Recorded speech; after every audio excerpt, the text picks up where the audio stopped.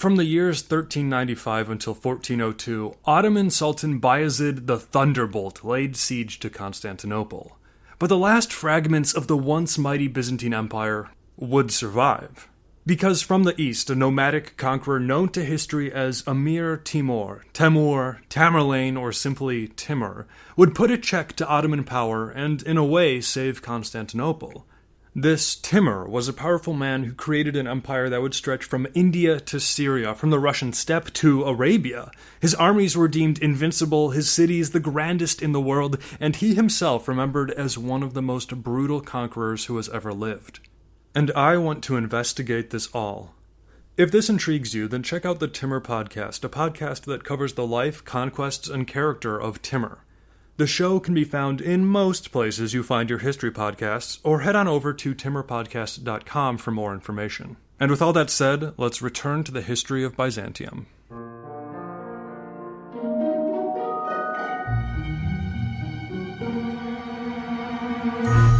Hello everyone, and welcome to the History of Byzantium, episode 217, Diverging Paths.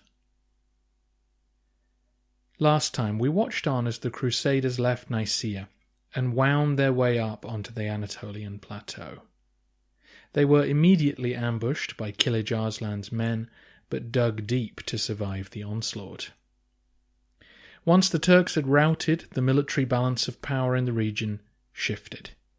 The nomads' retreat not only allowed the Crusaders a clear path across Anatolia, but it also gave the Byzantines the opportunity to move in on the cities of the West Coast. As you may recall, during the civil wars which culminated in Alexius's rise to the throne, the west coast of Anatolia had fallen under Turkic rule. Komnenos's rivals Melesinos and Vortaniates had withdrawn Roman troops from Anatolia, leaving these cities in the care of Turkic mercenaries. Naturally, though, when their Byzantine paymasters failed to return, the Turks threw in their lot with the Sultan of Nicaea. Most of the cities of the west coast, Cyzicus, Sardis, Ephesus, and many smaller ones in the interior, were now in the hands of the nomads. The biggest thorn in the Roman side, though, was Smyrna, whose emir Chaka had captured many ships from the Aegean fleet. You may remember that back in 1092, the Byzantines had pushed Chaka's fleet away from various islands, but they hadn't destroyed it. The fleet remained in Turkic hands, disrupting communication and trade just 300 miles from the Roman capital. As soon as Nicaea fell, Alexius began readying his navy. Then, once the good news from Dorylaeum arrived, it was time to strike. Again the emperor put his faith in his brother-in-law, John Ducas. John took the fleet straight to Smyrna, with Chaka's daughter taken prisoner at Nicaea in tow. She was proof, both that Nicaea had fallen, and that one could trust the Byzantines when they offered terms of surrender. Down at Smyrna, Chaka had apparently fled and was eventually assassinated, but his subordinates were more than ready to make a deal. As at Nicaea, the garrison agreed to hand over the city to the Byzantines in exchange for their lives. The deal was done, and a Byzantine governor and garrison were installed. We get little glimpses into Anatolian life during this campaign. Anna tells us that some Turkic people preferred to stay behind and remain in Smyrna despite the change of regime. One of them was accused of a crime and brought before the new governor, who he thought was about to unjustly execute him. So he grabbed a knife and stabbed the governor. Sadly, this incident led to reprisals against the Turkic population. Ducas moved south down the coast to Ephesus. There his army was met in the field by the Turkic garrison. The Romans would have had superior numbers, yet still suffered some nasty casualties as they took the nomads down.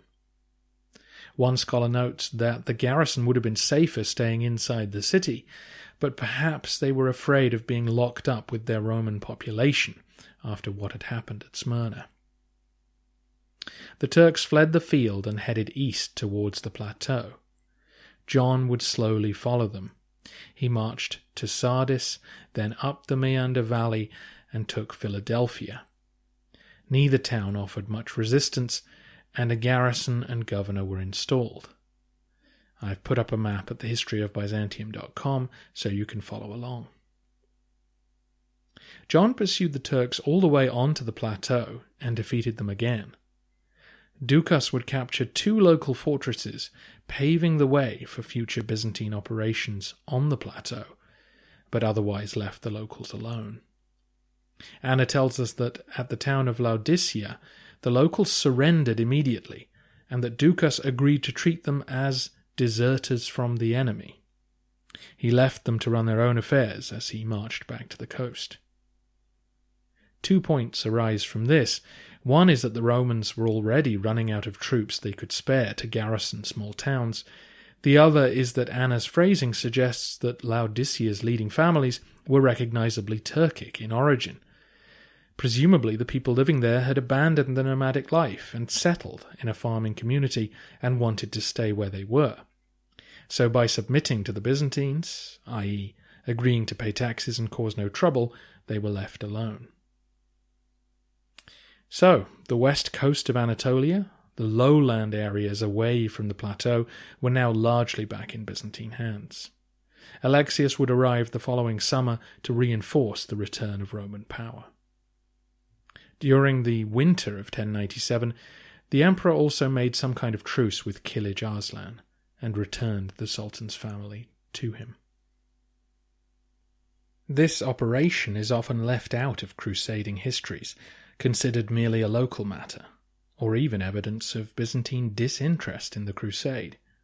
But the restoration of imperial rule along the coast was vital if Antioch was to be retaken.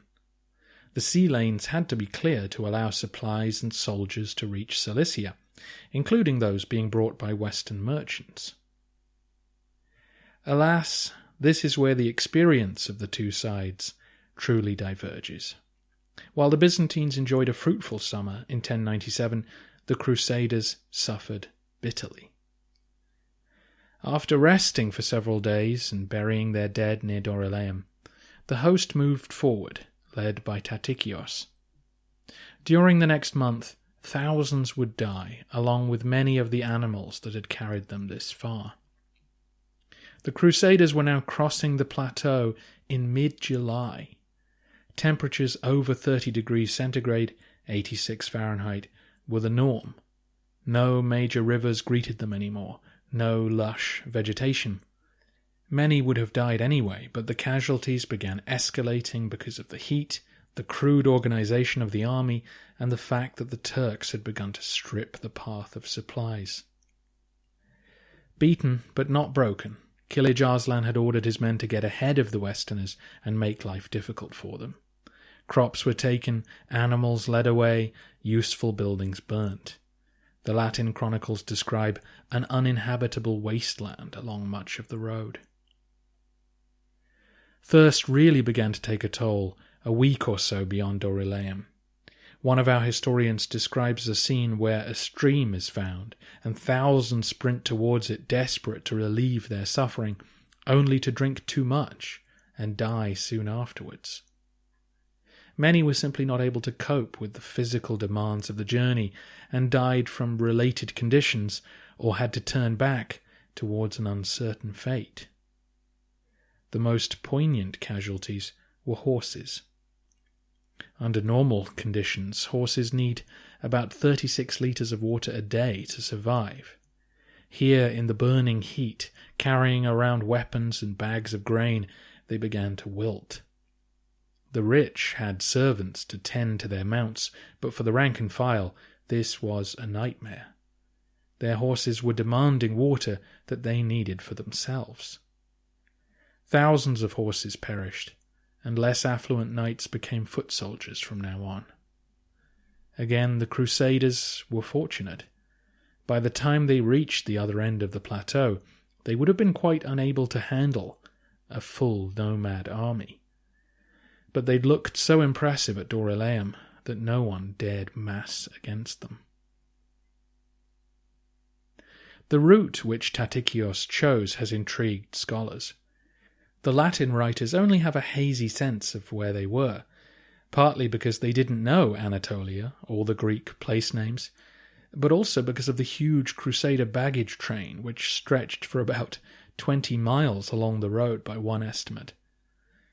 As another scholar notes, for those travelling at the rear of the column, it probably wasn't clear where they were until they reached Antioch 4 months later. The traditional route across Anatolia would have taken the Crusaders to Ancyra before moving south through Cappadocia towards Cilicia. But Tatikios led them immediately south instead. They didn't even go towards Amorium, heading instead for a town called, ironically, Antioch in Pisidia. This was in the old Thrakision theme, and a route that no imperial army that I can remember ever took. Several modern scholars, Frankopan and Caldelis amongst them, believe that this was done in order to complement the Byzantine operations taking place along the coast. The Turks didn't know that the crusade was headed for Antioch, so by marching directly south, it might have looked like the Westerners were actually going to turn west at any moment and descend on Smyrna itself.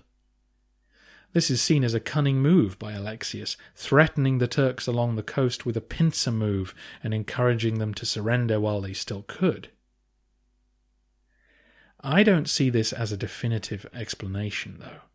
The road to Ancyra would have taken the crusade through the heart of the plateau, leaving both flanks exposed to Turkic attack.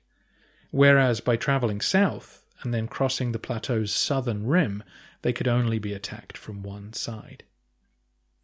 The big disadvantage of this approach, though, was that it meant crossing arid stretches of land, avoiding certain major rivers. By the time the Crusaders reached Pisidian Antioch, it was already August, and most were sick of Anatolia. Others were just sick. This region was well stocked with provisions and water, yet still Raymond of Toulouse fell ill and didn't recover for 2 months, while Godfrey of Bouillon was mauled by a bear during a hunt. The host now began to move east and arrived at Iconium in the middle of August. Again, check out the map if you want to see all this. Iconium was a well-fortified Byzantine city.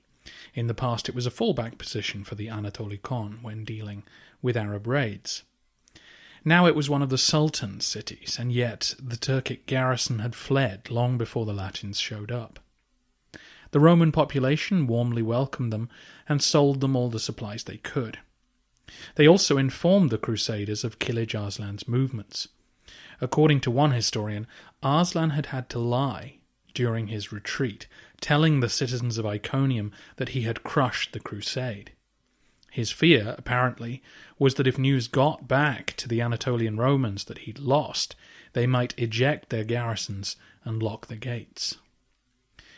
The Crusaders moved on, this time armed with goat skins full of water, just in case. Their next notable stop was at Heraclea, near the Cilician gates. Turkic troops had at last decided to set an ambush for them, but the scars of Dorylaeum were still fresh. After an initial engagement, the Turks fled. It was now September, and having reached the edge of the plateau, the Crusaders were probably keen to push on into Cilicia, a fertile place, and then straight to Antioch. But that's not what they did. Instead, they trekked north across Cappadocia and then spent another month working their way through the Taurus Mountains before reaching their destination. This diversion is clear evidence of Byzantine control of the mission, and it's difficult to know how angry the rank and file were at being asked to march through even more alien terrain after the ordeal they'd just been through. Alexius's goal was to reconnect with the network of Armenian warlords who still dominated this region. As we've talked about before, the nomads had a direct line from the steppe-like grasslands of Iran through the Armenian mountains onto the Anatolian plateau. They had no particular interest in the neighbouring mountains where former Byzantine clients were able to go on ruling undisturbed. Initially, this had allowed the Byzantine general Philaritos Vrachamios to control an impressive kingdom. Centered on Antioch, he also controlled Cilicia and neighboring cities like Melitene and Edessa. But Vrachamios had fallen. The Turks had taken the lowland cities, including Antioch and those in Cilicia, while the cities in the highlands, like Melitene, remained in Armenian hands, with no central authority controlling them. Wisely, these Armenian leaders paid homage to both Baghdad and Constantinople in one form or another. Alexius now wanted the Crusaders to march through the mountains, to plug these men back into the imperial system and demonstrate his military reach. This was not entirely self-serving. Alexius knew that Antioch was a very difficult city to besiege. He wanted the local Armenians to commit to the project. They could supply the Crusaders with food and equipment and manpower. Without their help, it might not be possible. The bulk of the Latin force trudged north towards Caesarea, while a small detachment continued on to reconnoitre Cilicia. As you know, Cilicia is a pocket of Mediterranean coastland with nice farms, rivers and cities surrounded by the Taurus and Amarnus mountains. It had only fallen to the Turks in the last decade, and the Byzantines may not have known how strong its garrisons were. As we discussed before, the Crusaders were lucky. They got their timing spot on. With the Seljuk world struggling through a series of civil wars, the Cilician garrisons were in no mood to resist. The Latin force was quickly able to capture the key cities of Tarsus, Adana, and Mopsuestia. The local population of Romans, Monophysites, and Armenians were more than happy to turn on the Turks and aid the Westerners. These easy pickings actually led to squabbles amongst the two Latin commanders, Tancred, Bohemon's nephew, and Baldwin, brother of Godfrey of Bouillon. Both men had plans to stay in the east after the crusade, hence their willingness to volunteer for this mission. Baldwin had more men with him, so Tancred backed down, but it was an early indication of the conflicts which were going to flare up once the host reached Antioch. Meanwhile, the rest of the Crusaders continued to succeed militarily while suffering personally. There was some kind of skirmish with Turkic troops as they reached Caesarea, but again the nomads wilted when they contemplated the size of the crusading army. Then the Latins took their long detour through the Taurus mountains. They turfed out the few Turkic garrisons in their path and were welcomed by the locals. But they did not enjoy the march. Temperatures could drop significantly at altitude, and quite unused to the narrow mountain roads, many Crusaders began to despair. Animals would occasionally lose their footing, tumbling to their deaths, dragging their carts with them. Men began selling their armour and weapons so as not to have to carry them anymore. It was an exhausting and miserable journey. If I was being ludicrously anachronistic and pro-Byzantine, I might say that the Westerners were at last getting acquainted with the very mountains that had shielded their civilization from past storms. But I won't say that.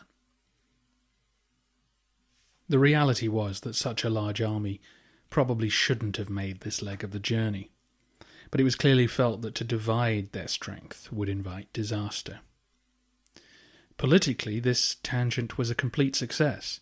The Armenians warmly welcomed their fellow Christians and supported their endeavour. If Antioch was back in Byzantine hands, it would protect them from Muslim incursions.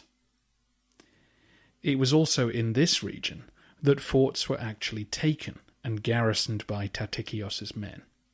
This included several spots east of Caesarea, obscure forts that we think were Comana or Comania, and a place the Crusaders called Coxon, which may be the ancient fort of Caucasus. The Byzantines were picking inaccessible and highly defensible spots to actually annex. As I mentioned previously, Tatikios only led about 2,000 men. There was no point in garrisoning big cities like Caesarea or Iconium, which would have needed large forces to protect them and could easily be isolated by the Turks. Instead, these forts in the mountains would give Constantinople a presence on the ground again, a few outposts from which to monitor the Crusaders and Armenians and see if they could be used to restore the empire's position. It was around the 20th of October, then, that the Crusaders finally arrived outside Antioch. They had set off from Nicaea 116 days earlier, and it's possible that they had lost as many as half of the 70,000 souls who'd crossed the Bosphorus with them. Not all of them were dead. Some were garrisoning cities behind them, some had headed home, but thousands of others had simply died from the traumas of the march. If all this led to Jerusalem, and ultimately to heaven, then I suppose it's worth it. Seems to have been the mood. But the Latins were at the end of their tether. Further delays might break their morale and would certainly turn them against the absent Alexius. Next time, the Crusaders settle in for an 8-month siege of Antioch. If they thought deserts and mountains were tough, they were about to be re-educated. I suspect we are in for another epic, extra-long episode to handle, this one, which may take me a couple of weeks to put together. While you're waiting, why not go off the beaten track yourselves by checking out the Timur podcast?